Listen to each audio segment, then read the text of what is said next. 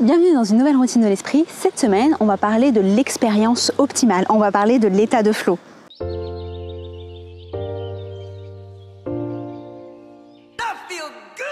Vous venez d'arriver, n'hésitez pas à vous abonner pour ne rater aucune routine. Est-ce que ça vous est déjà arrivé d'être complètement absorbé par une tâche, au point de ne plus avoir la notion du temps, au point que le monde autour de vous n'existait plus?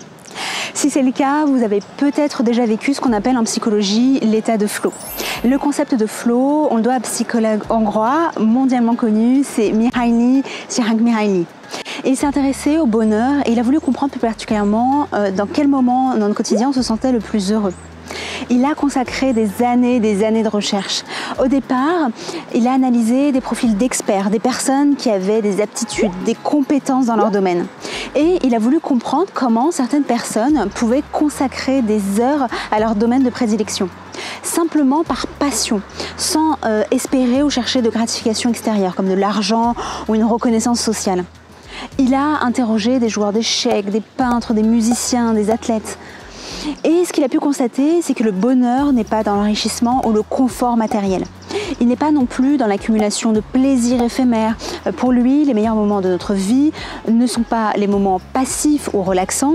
Les meilleurs moments, ils se produisent plutôt quand notre corps et notre esprit sont mobilisés dans un effort volontaire pour réaliser quelque chose de difficile, mais qui en vaut la peine.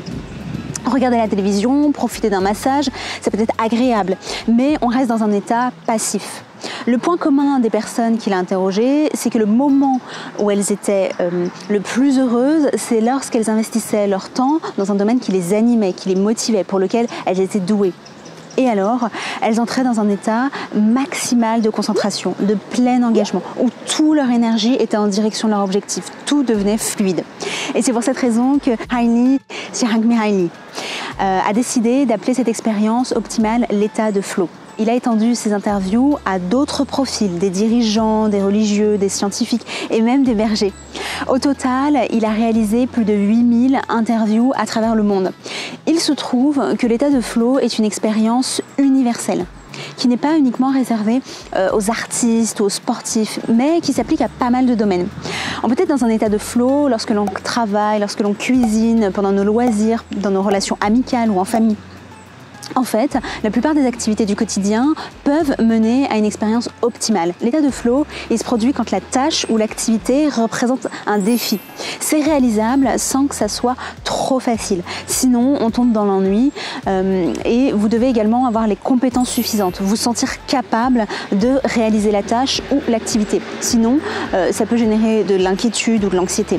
L'état de flow, c'est un équilibre parfait entre le défi et vos compétences. Les autres conditions pour atteindre l'état de flow sont que vos objectifs doivent être clairs et vous devez avoir un retour immédiat sur votre avancement et vos progrès. Par exemple, lorsque vous participez à une compétition, savez immédiatement si vous êtes en bonne voie pour gagner la compétition.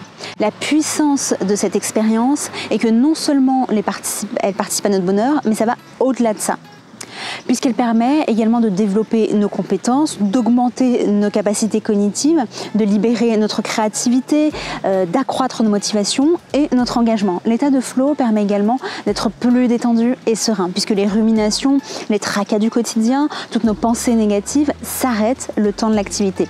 L'état de flow libère la dopamine, l'hormone du bien-être, ce qui nous plonge dans un état d'extase, de joie et d'accomplissement.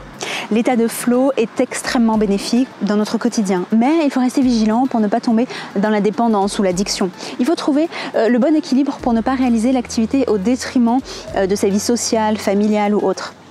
Ça peut être le cas, par exemple, dans les jeux, le sport ou encore le travail.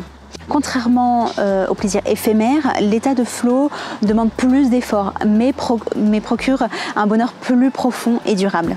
Donc pour cette nouvelle routine, si vous souhaitez créer les conditions pour être en état de flow et vivre l'expérience optimale, vous pouvez premièrement optimiser votre temps libre. Évitez de consacrer trop de temps aux états passifs comme la télévision ou être sur les réseaux sociaux. Pour favoriser l'état de flow, soyez pleinement concentré sur la tâche. Évitez le multitâche, les distractions. Si vous faites par exemple du sport en téléphonant, vous aurez moins d'opportunités de vivre un état de flow. Pour être dans le flow, vous devez être d'être concentré sur une seule tâche à la fois et totalement engagé dans ce que vous faites.